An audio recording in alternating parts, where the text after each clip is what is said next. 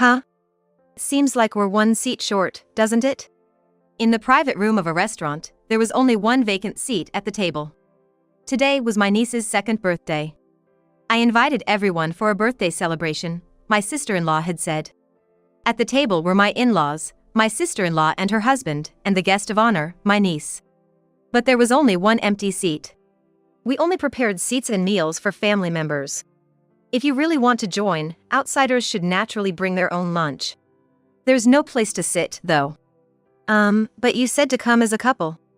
Yes, I wanted to make it clear in front of everyone. I don't want to see the face of someone who's destroying our family. George, you'd better divorce her soon. I couldn't hide my shock. I never expected her to outright say, get a divorce. And to use a child's birthday party to involve the whole family like this. My niece, who should have been the focus of today, looked anxiously at the adults. It's supposed to be a celebration. Let's leave. Yeah. We decided to leave quietly without causing further distress to my niece, handing over only the present. Then, my sister-in-law laughed and called out to my husband. Hey, George. Celebrate with us. You're not a kid, Susan can go home alone. Does she think my husband would never defy her? George glanced at his sister and then, without a word, put his arm around my shoulder and we started walking away. But right after this, another person would stand up, leading to a tragic turn of events for my sister-in-law and her husband. I'm Susan Smith, 30 years old. I work as a freelance CG designer. My husband George and I were classmates in vocational school. After graduation, he joined an advertising design company, and I got a job at a company making game CGs. We started dating after graduation, sharing our work worries. To me, George is a colleague in the creative field, a confidant, and a reliable partner. I decided to become a freelancer when we got married. I was anxious about continuing the demanding job at my company while handling household duties. We can manage my income if it's just the two of us, so why not take the plunge and try it? Really? Then I'll give it a shot, and if it feels impossible, I'll look for another job right away. You'll do fine, Susan. You've always been exceptionally talented, ever since vocational school. George's praise for my work gave me the final push. But, the first year was really tough. Managing schedules and dealing with administrative tasks I'd never done before almost drove me to panic, but George always supported me. By the second year, I had figured out my own way of working and my workload steadily increased. I felt blessed to have a supportive husband and a flourishing career. However, not everything in my married life was smooth sailing. The problem lay with my in-laws.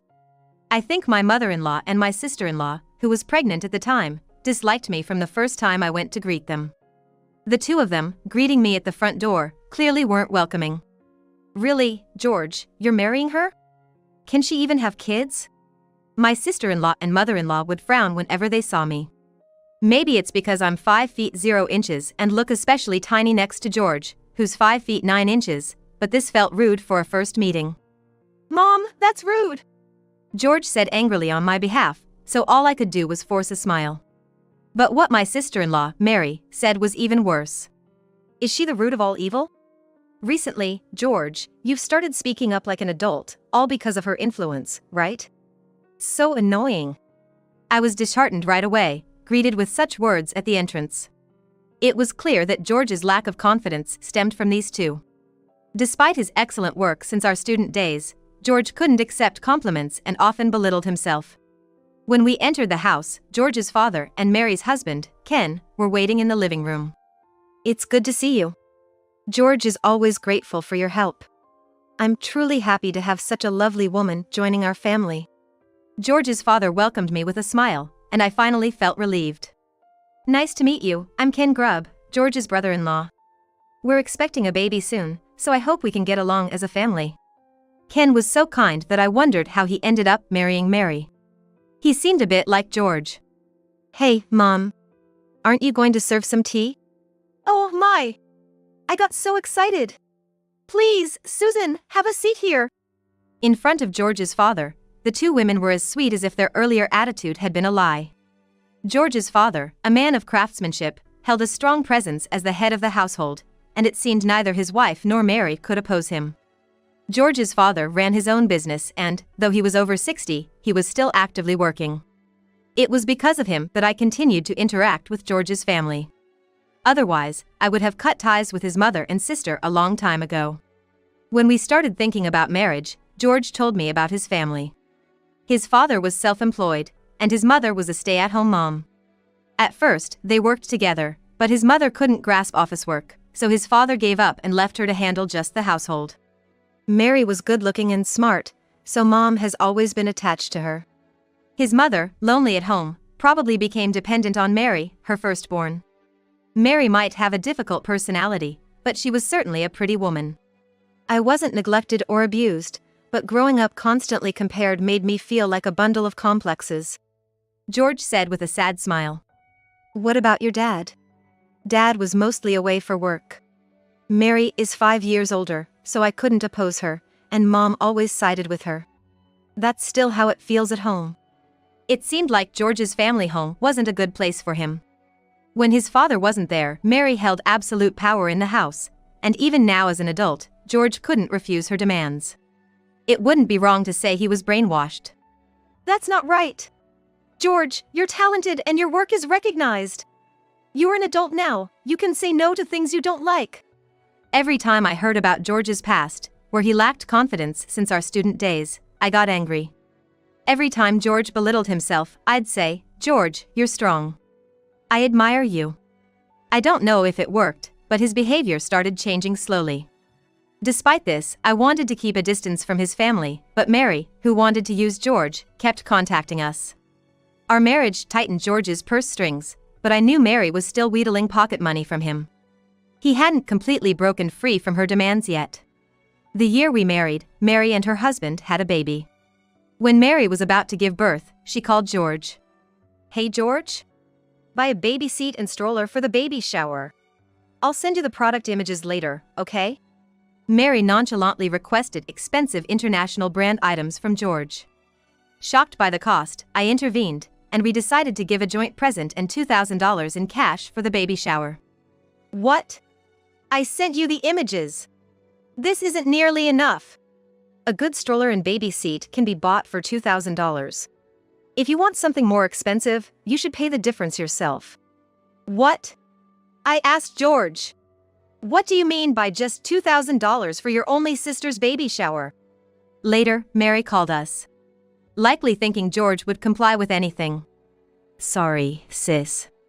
I'm not single anymore. Mary glared at me, not George. Ever since he started dating me, George had become less submissive to Mary. That's why she called me the root of all evil when we greeted each other. Mary's daughter, my niece, was truly adorable. So, we sent cute clothes and stuffed animals. Of course, that didn't satisfy Mary. When our work was on track, we rented a larger apartment. And moved out of the one I had since I was single. After moving, George's mother and Mary visited unexpectedly on a weekday. Maybe since George wasn't complying, they shifted their focus to harassing me? Why a 3-bedroom for just 2 people? Isn't that too luxurious? Susan, you're not being demanding with George, are you? He's too kind. Their words almost made me retort that the real manipulator was Mary.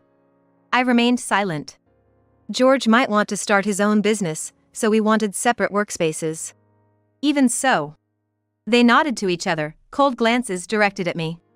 I felt uncomfortable as they scrutinized the house, but I couldn't voice it. Susan, are you cleaning properly? The house feels dusty.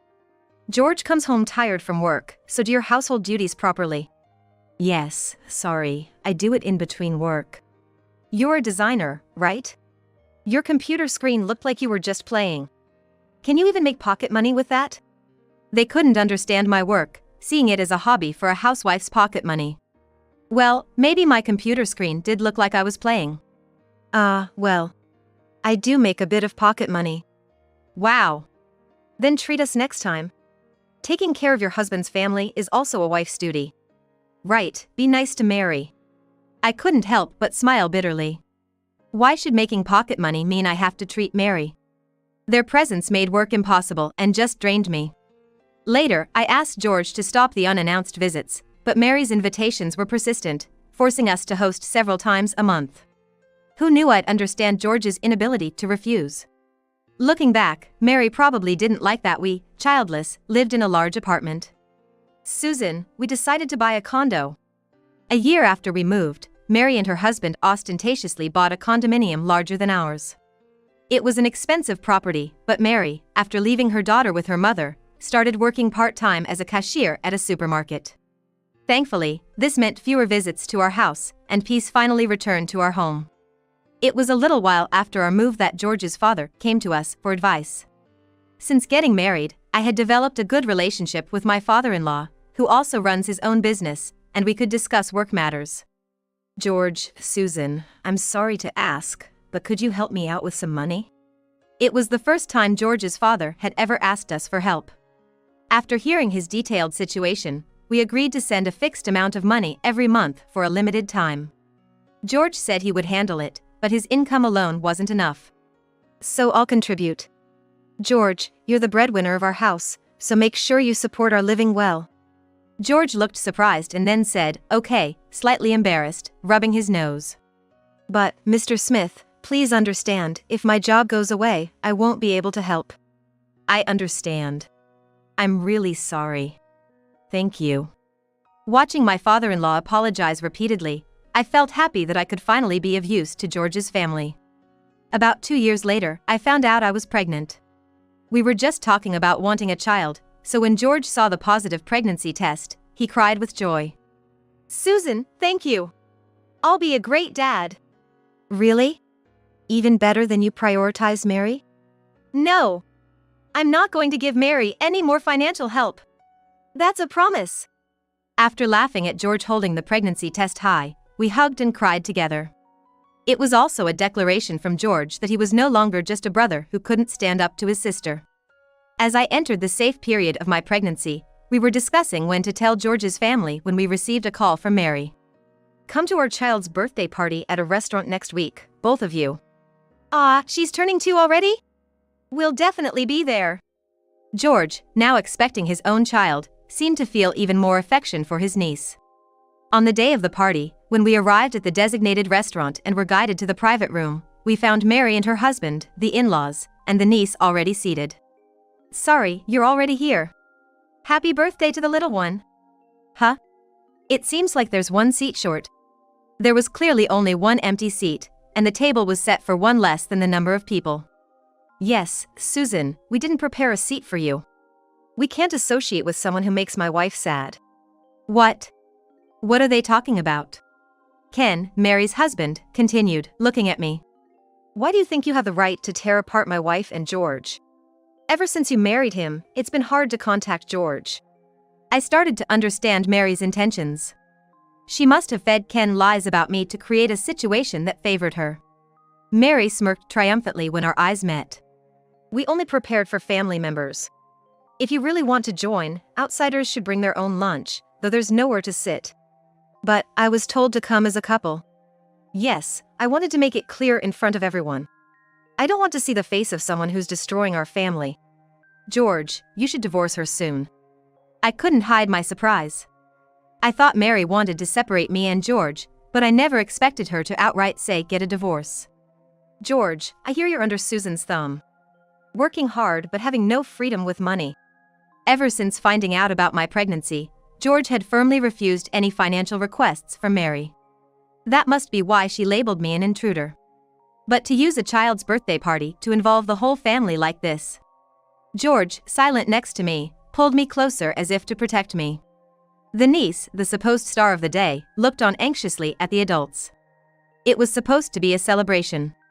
Overwhelmed with anger and sadness due to my pregnancy hormones, I felt tears welling up. Let's go. Yeah. We decided to leave quietly without causing further distress to the niece, handing over only the present.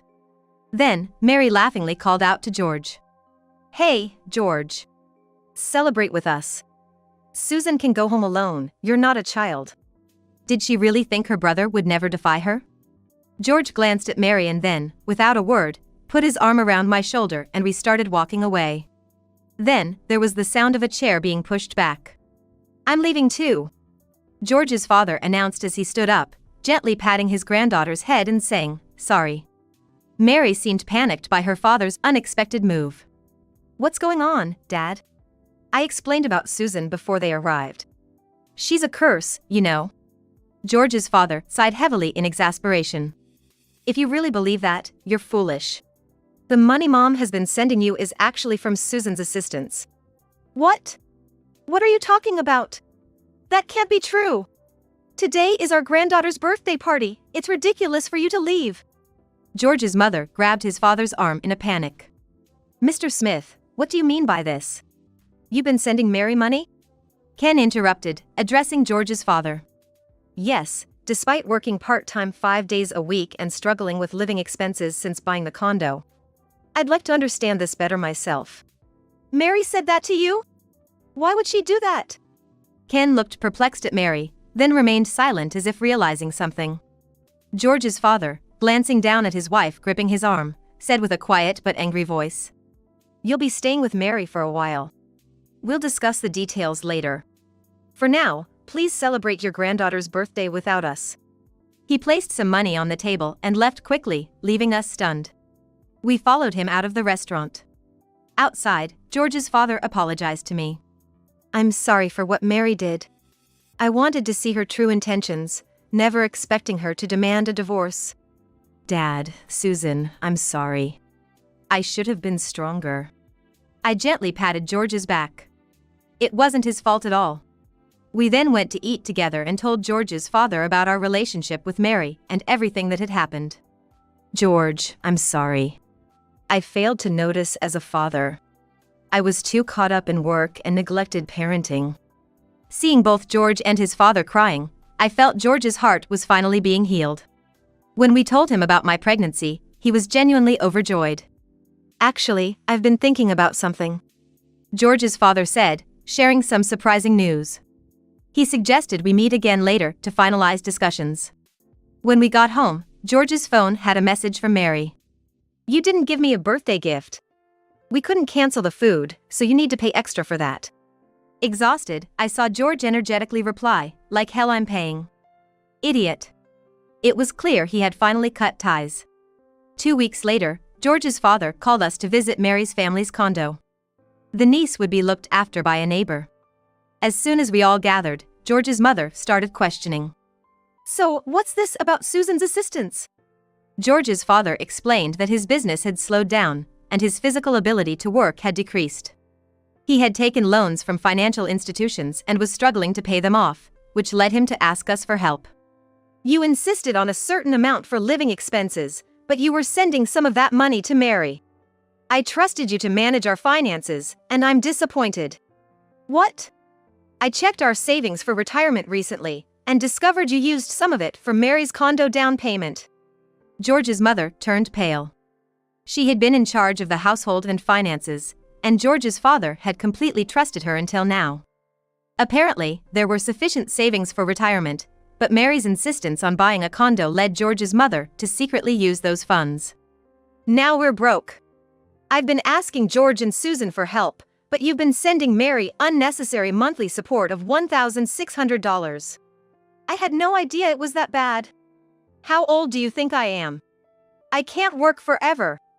George's mother probably started to take the regular deposits into the household account for granted. But those were not blessings from heaven, they were the result of George's father's hard work. Faced with the harsh reality, George's mother began to tremble uncontrollably. I can't live with you anymore. I can't forgive you for favoring Mary over George and raising them differently. The house is ready to be sold, so don't expect to come back. Selling the house? I'm sorry. I didn't mean for this to happen. What am I supposed to do if you're gone? You've always cared about Mary, so rely on her from now on. I'll contact you about the future. George's mother began to apologize, but George's father silently brushed off her clinging hands. Once George's parents' discussion settled, Ken spoke up quietly. Mary, what's this about the money? Mary flinched. You wanted to work, even though you could have stayed a homemaker, right? You told me it was only 2 days a week.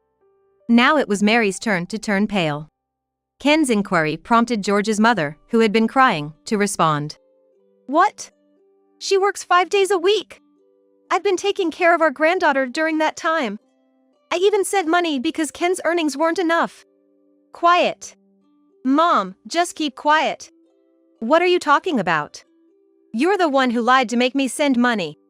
None of this would have happened if you hadn't lied. George's mother, who had always complied with everything, was now lashing out. Shut up. It's your fault Ken is angry now. Take it back. If we get divorced, it's all on you. Shut up, you big liar. As they engaged in a screaming and grappling fight, Ken and George's father pulled them apart. Forcing an agitated Mary to sit down, Ken laid out several photographs on the table. Mary gasped and widened her eyes in shock. I heard Dad's story and started having doubts, so I investigated you these past 2 weeks. I figured you were wasting money, but I never imagined you were cheating too. What? Everyone looked at the photos in unison. They showed Mary clinging to a man. It's not what it looks like. This is a misunderstanding.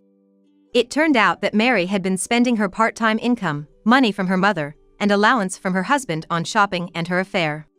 The man was an unemployed high school classmate she had reconnected with a year ago. No wonder she never had enough money. We're getting divorced. I'll take custody of our daughter. I'm moving back to my parents' place, so if you want to see her, you'll have to come. It's a 2-hour flight away. If Mary is not willing, she won't be able to visit often. Ken seems ready to quit his job and return home. No, I won't divorce. We just bought the condo. It was just a moment of weakness. Please, forgive me. We're a family, right? There's no way I can forgive you. You're the one who broke our family. You're a stranger to me now, and it's better if we get divorced quickly. That's what you always said, right? Mary's words at the birthday party came back to haunt her. She started screaming like a child who couldn't get her way, pounding the table and crying. What's wrong with everyone? Why won't anyone listen to me? Why won't things go my way? Why won't anyone do what I say? The sight of her tantrum was unsettling, like watching a small child in distress. The discussion was over. George's father and we stood up to leave, exchanging glances. George's mother and Mary hesitantly looked up at us. I had one last thing to say. I'm pregnant. Since your father is also getting divorced, we will stop the $6,000 assistance we've been giving next month. That's fine. I've almost sorted everything out. What? Pregnant? $6,000? Mary, who had been crying, suddenly stood up in shock. Mary may think little of Susan, but she's a CG designer earning $10,000 a month. What? Why are you the only one who gets to be happy? I won't forgive you. If you hadn't been here, none of this would have happened. You owe me compensation. Mary charged at me with a ferocious look. But George stepped in front of me and forcefully pushed her away. She crashed into the wall and fell to the floor. Don't you dare touch my family. I'll never be under your control again. Stay away from us. George's words felt like the ultimate retaliation against Mary. As we opened the door to leave, the apartment fell silent, marking our complete escape from Mary's influence. Later, George's parents began living separately with the possibility of divorce. They planned to sell the family home, and George's father finished paying off his loans. He's now living at his office. He says his life has become easier since the separation.